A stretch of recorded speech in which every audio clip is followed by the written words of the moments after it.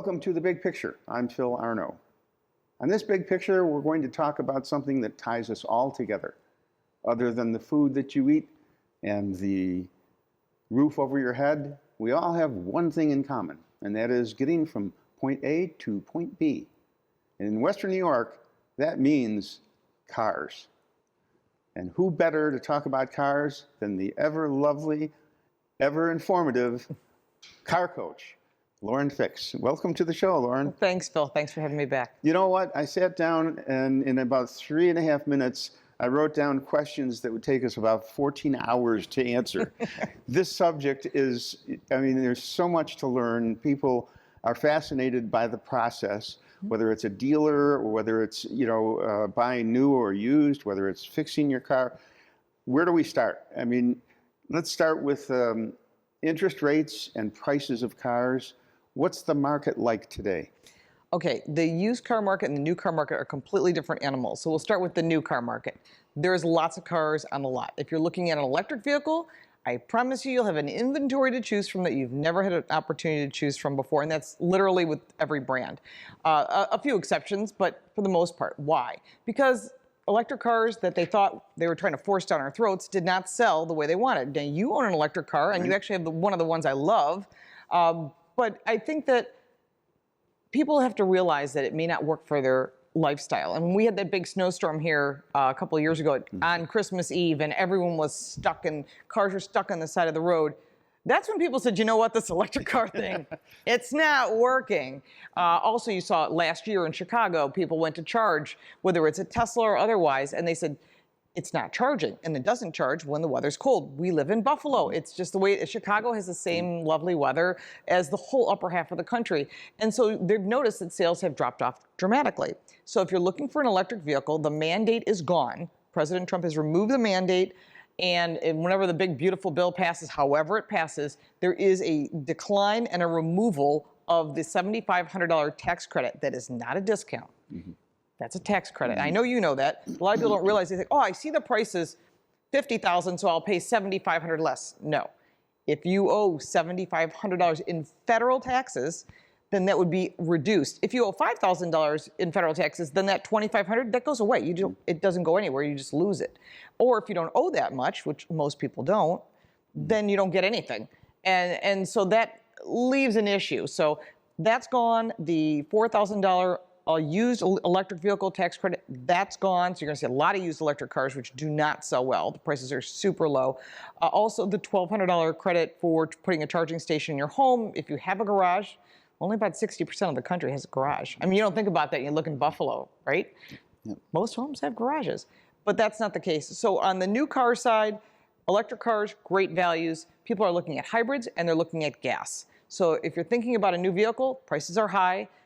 And I'll be honest with you, none of the brand's going to want to hear me say this. Sometimes there's no changes at all, but the price goes up. And I review a lot of cars. And one of the vehicles I actually own, I won't say what it is, it's a 4x4. And they sent me the newest version. And I stood on next to the cars and I crossed my arms and I said, this is my 2022 and this is a 2024. And you know what the difference is?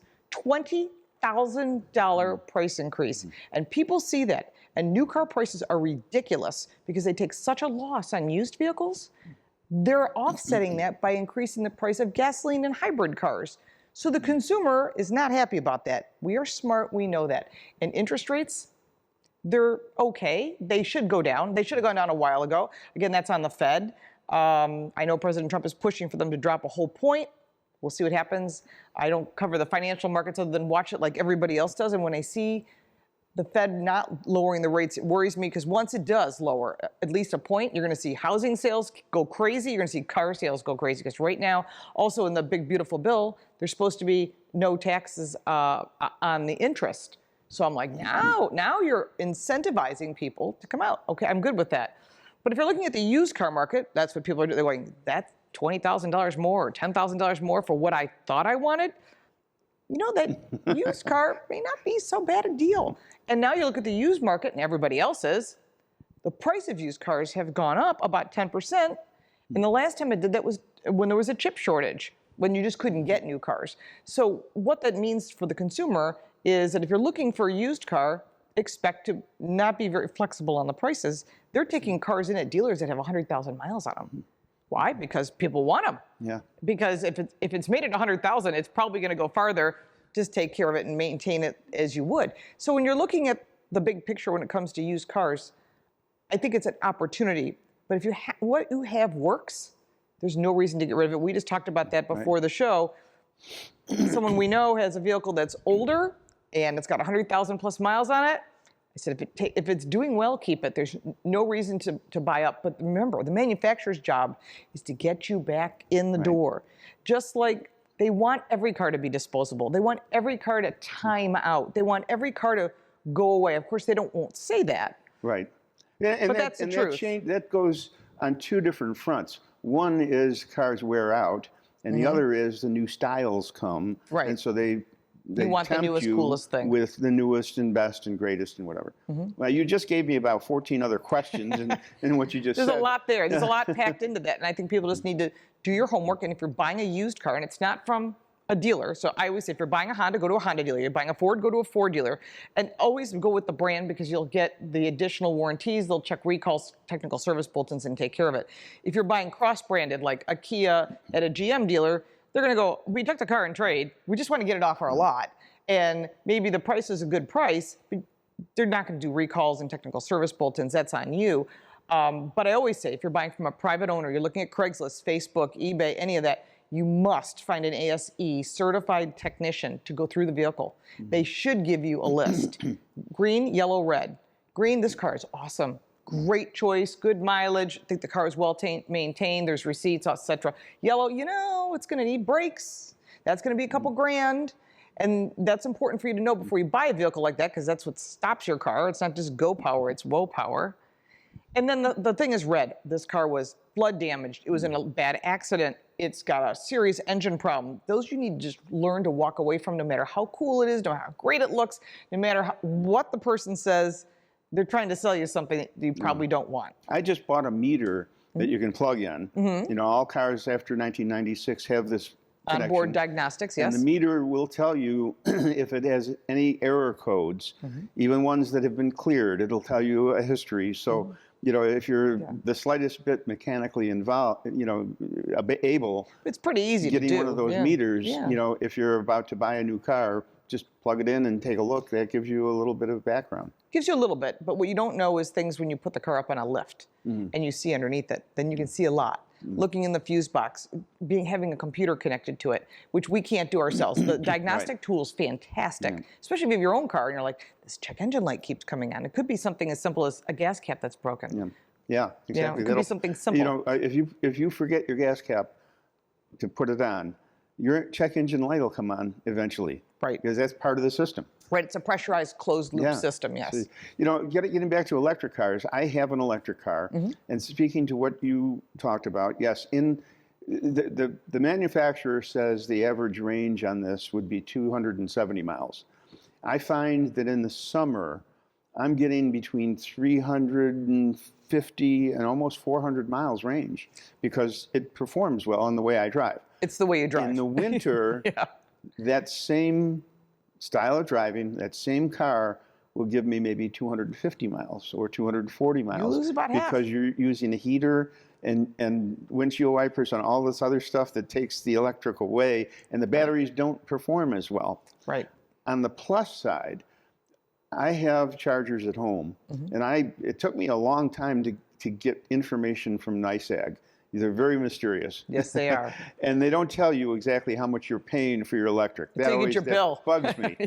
But I did find out, if I'm not mistaken, NYSEG charges like 8 cents per kilowatt hour peak time, 6 cents per kilowatt hour in the mid times, and then off peak is like 4 cents per kilowatt hour.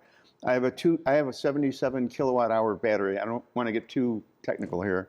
77 kilowatt hour battery, if it was totally empty and I had no range and filled that battery up to full capacity, 77 kilowatts, that would cost me off peak probably about $3 or $4. And it would give me about 250 to 350 miles range. Right. That's, to me, is the one advantage of an electric car, is because I am not tied to the gasoline prices, up, Right. down. Which are gone down a lot. And Yes. I've seen them as low as $1.87 in North Carolina already. So I know the prices are going down, and that's because President Trump is opening up drilling. We get deals going with the Middle East. So this is all good. It's all good for everybody. However, I think that people need to realize is that, like your phone, we plug it in at night, right? We plug in our phone, we go to sleep, wake up, full charge. This is awesome. But you can't typically charge more than 80% of the battery because the battery doesn't like to be fully cycled from 0 to 100 like they tell us with our phones. Oh, let it run completely down and then charge it up when it likes to cycle. Car batteries don't like to cycle. And when you cycle them a lot from 0 to 100, because once it gets to 80, you can get to 80 in like 20 minutes. It's the next 20% that does the destruction to the life of the battery. Yeah, it's quite a bit. Yeah. Well, let's talk about, well, first of all, how much time do we have left here? We got about a minute left in this segment. Very, very quickly, what government mandates are off the table now or we should still worry about? And I know we can talk in the there's next a lot of segment them. on that. But there was a kill switch mandate. Is that Yes. still on? Yes, it is, and we just did a podcast on it. You can check it out on Car Coach Reports. My son, Paul Fix III, and I had a very in-depth conversation. We've talked to Thomas Massey, who's on the House side. We've talked to Byron Donalds, who's a senator of Florida. Actually, I have a home where he represents, and they are trying to get it removed, and it is still there. And it's going to be a challenge. We can talk about that some more, but this is something the president needs to get involved with, and it is in the law, and it is in place for all 2026 models. This is an extreme invasion to your privacy and your security, too. I mean, there's no end to disadvantages of this kill switch mandate that they've put on for new cars. And we'll talk about this after the break. But we're going to come back in just a few minutes. Stay tuned.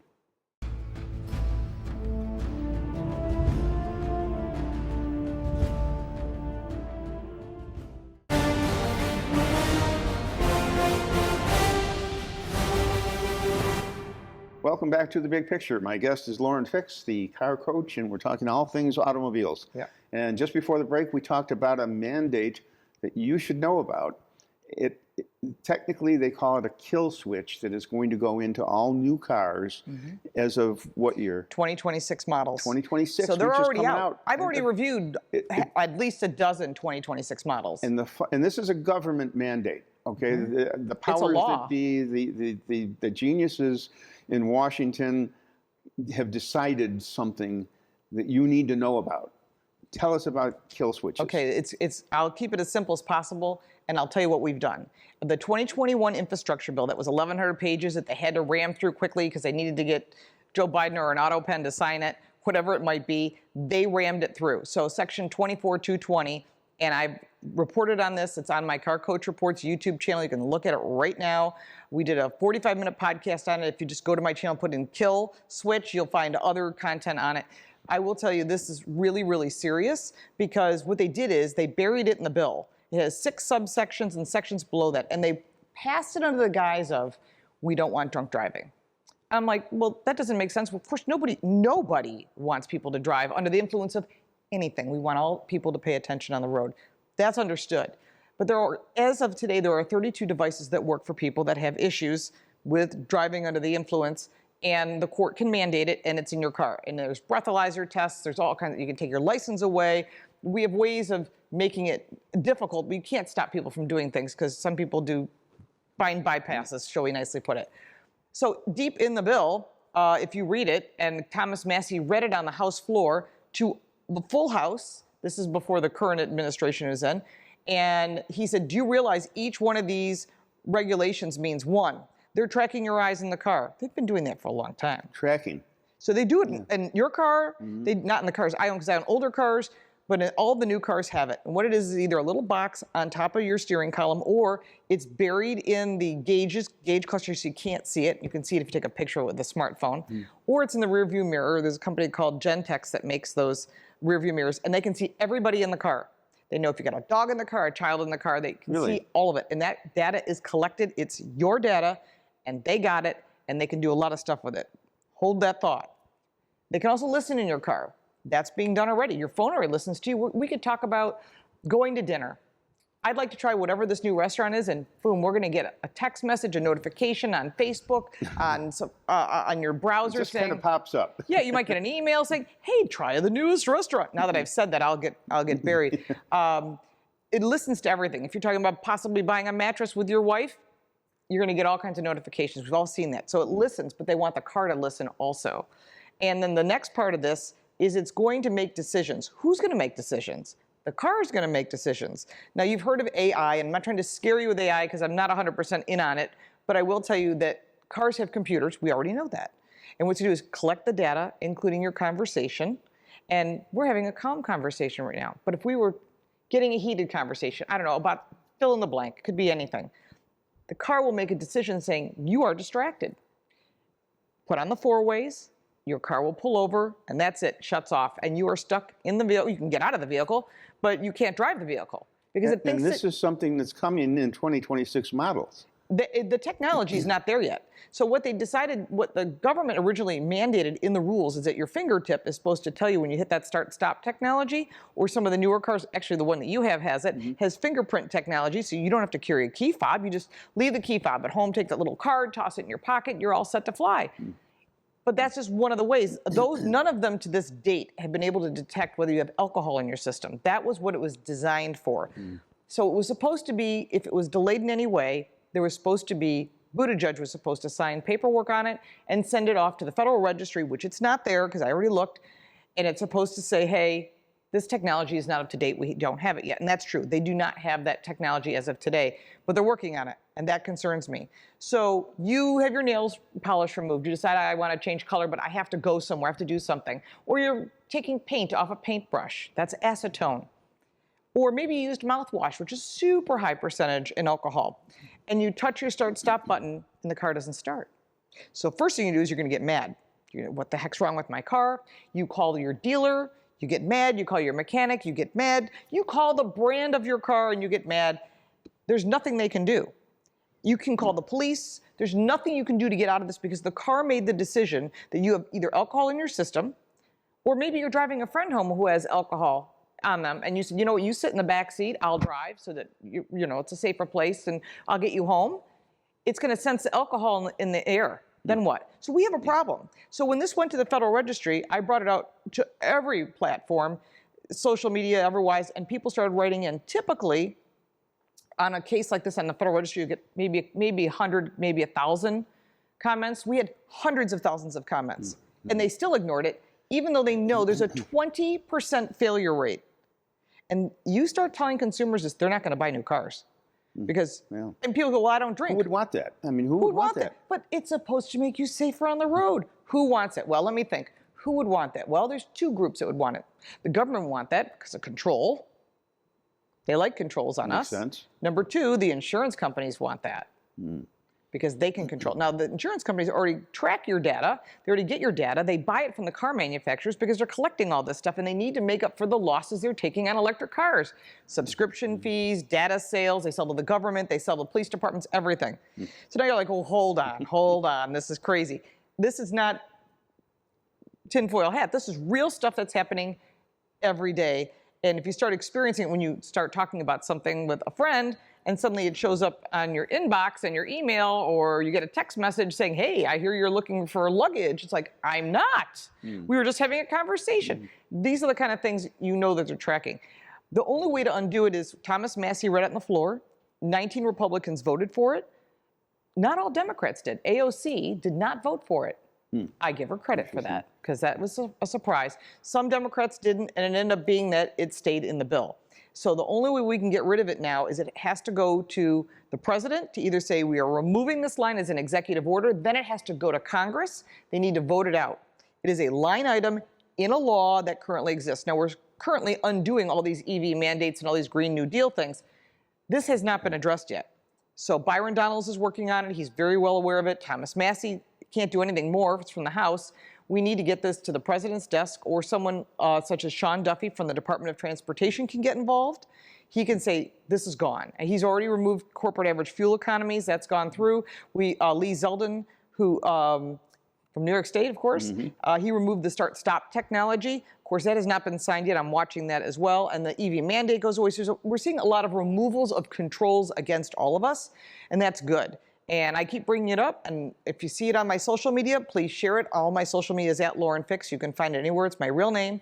But I think the problem is that if we don't say anything and you just sit there on your hands and say, oh, well, this is going to be a problem down the road, because these kill switches are going to be a problem, especially when you can think of 1,000 scenarios. I'm sure in your head you're going, oh my gosh, someone needs me, someone fell, someone's in a car accident.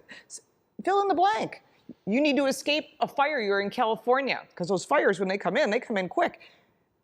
I can't go anywhere because the car senses your anxiety, alcohol, stress in any type. It says, you know what, the insurance companies are controlling this.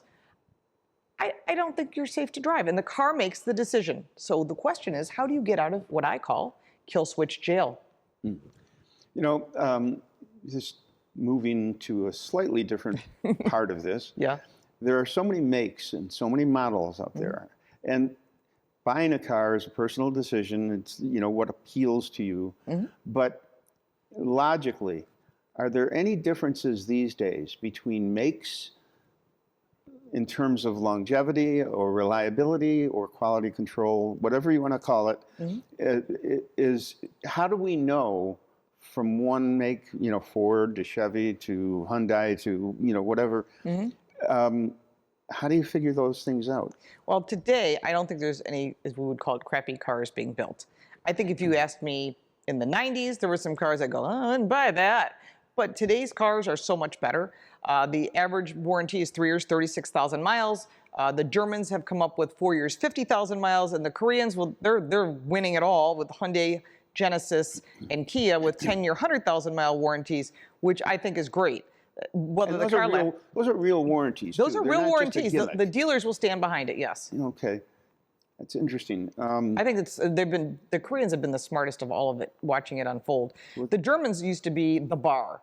If you bought a German car, you knew that every other brand used it as the place that we have to meet that standard. The Koreans are really, they're kicking butt, man, I have to say. I have a Hyundai, and I got to tell you, great the cars. quality is through the roof. I have no complaints about that car whatsoever. And they're built here in the U.S. I've been to Korea, largest plant in the world. They just put, was it $31 billion of investment. Steel plant here will be in Louisiana. They're building cars in West Point, Georgia, Birmingham, Alabama. I mean, they're building plants, and they're building them here, which is super smart. Well, their leader is real smart. He used to work at Nissan. His name is Jose Munez. He's a real that brings smart up guy. another question. We have about 3 minutes left. The effect of tariffs, or potential effect of tariffs. Most of the cars now do have plants, most of the manufacturers in the U.S. Are there going to be a lot of influence changes because of tariffs? Oh, yes. We're already seeing it. Ford is moving some of their production from Mexico back to the U.S. General Motors said that they're going to move some of their Equinox production, I think it's Blazer as well, from Canada and Mexico back to the U.S. Stellantis, which is Chrysler, Dodge, Jeep, Ram, they're going to be opening up the Belvidere, Illinois plant. They're going to be building a mid-sized truck to compete with Ranger and Colorado, and they're expanding. Honda's bringing a plant back from Mexico to build the Civic here. So you're seeing a lot of movement, and this is good for jobs, good for our economy. The worst thing we can do is ship everything overseas.